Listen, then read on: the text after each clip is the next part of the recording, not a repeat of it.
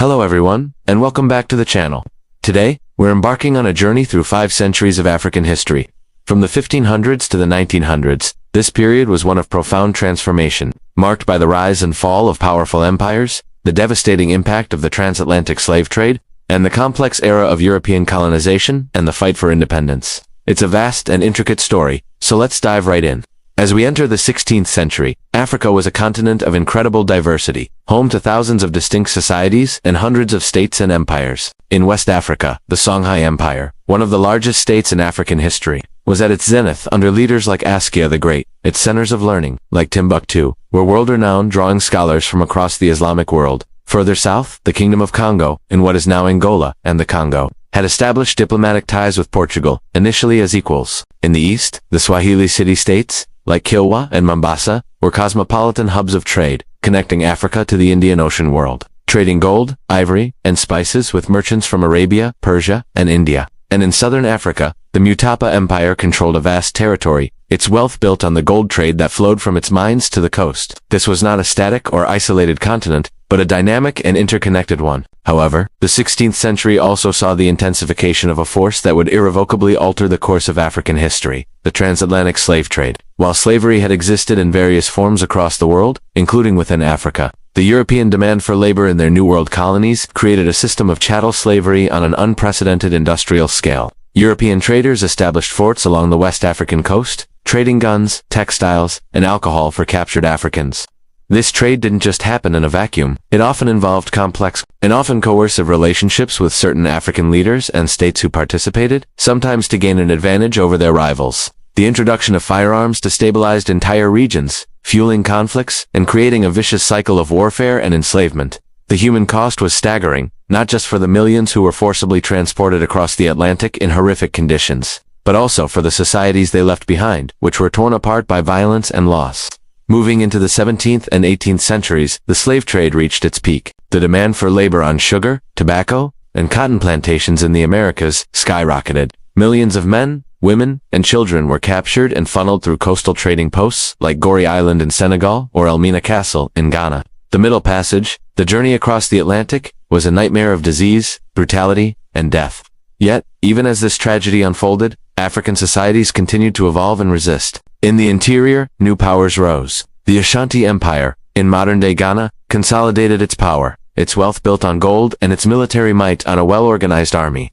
The Kingdom of Dahomey also became a formidable regional power. In the south, the Zulu Kingdom began its rise under leaders like Shaka, creating a powerful, centralized military state. These centuries were a paradox, a time of immense suffering and demographic loss due to the slave trade, but also a period of state-building, cultural innovation, and resilience. The 19th century was a period of dramatic change, often called the Century of Revolution in Africa. The century began with a growing abolitionist movement in Europe and the Americas. Britain outlawed the slave trade in 1807, and other European powers followed suit. Though illegal slave trading continued for decades, the end of the slave trade didn't mean the end of European interest in Africa. Instead, it shifted. This was the era of legitimate commerce, where Europeans sought African resources like palm oil, rubber, and cocoa to fuel their industrial revolution. This economic shift was accompanied by increased European exploration of the African interior, often led by figures like David Livingstone and Henry Morton Stanley, whose expeditions paved the way for what was to come.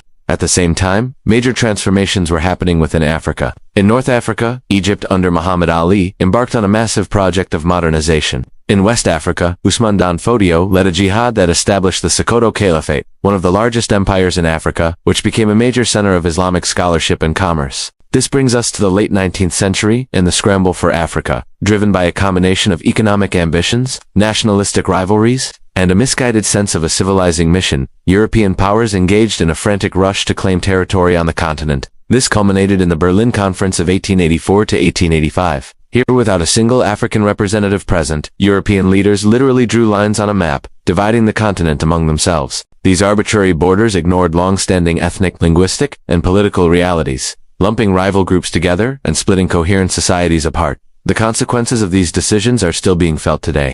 The scramble was not a peaceful process, it was a conquest. Africans did not simply acquiesce, From the modest war in Sudan, where forces led by Muhammad Ahmad fought against Anglo-Egyptian rule, to the resistance of Samori Touré in West Africa against the French, to the Anglo-Zulu War, African societies fought fiercely to defend their sovereignty. Despite their courage, they were often outmatched by superior European weaponry, particularly the machine gun. By the turn of the 20th century, nearly the entire continent, with the notable exceptions of Ethiopia and Liberia, had fallen under European colonial rule.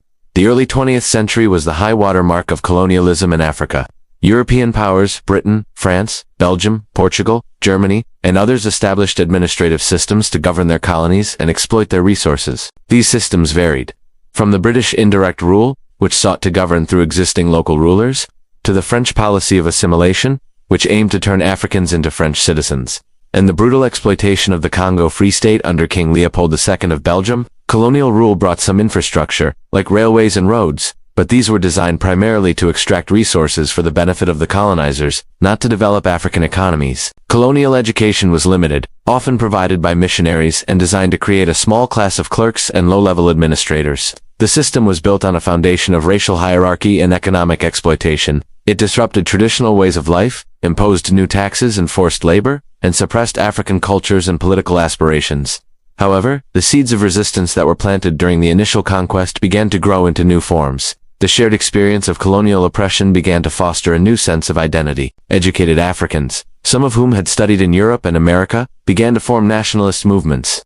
They used the colonizers' own language of liberty and self-determination to challenge the legitimacy of colonial rule itself. The two world wars were a major turning point. Hundreds of thousands of African soldiers fought for their colonial powers in Europe, Asia, and within Africa itself. They returned home with a new perspective and a greater awareness of the world, less willing to accept their status as colonial subjects. The wars also weakened the European powers, both morally and financially, making it harder for them to maintain their vast empires. The period from 1945 onwards saw the rapid acceleration of the decolonization movement. The dominoes began to fall. Ghana, led by the charismatic Kwame Nkrumah, gained its independence from Britain in 1957. Inspiring a wave of similar movements across the continent. The 1960s became the year of Africa, with over a dozen countries achieving independence. While some transitions were peaceful, others were achieved only after long and bitter liberation struggles, as seen in Algeria against the French, and in the Portuguese colonies of Angola, Mozambique, and Guinea-Bissau. By the end of the 20th century, the political map of Africa had been completely redrawn once again, this time by Africans themselves. The legacy of these 5 centuries is profoundly complex. The trauma of the slave trade and the deep economic and political scars of colonialism left immense challenges. But this period also tells a story of incredible resilience, adaptation, and the enduring struggle for freedom and self-determination. It is a history that is essential not just for understanding Africa, but for understanding the modern world we all inhabit. Thank you so much for joining me on this journey through such a pivotal period in African history. If you found this video insightful, please give it a thumbs up and subscribe to the channel for more deep dives into our shared past. Don't forget to hit the notification bell so you won't miss our next video. See you next time.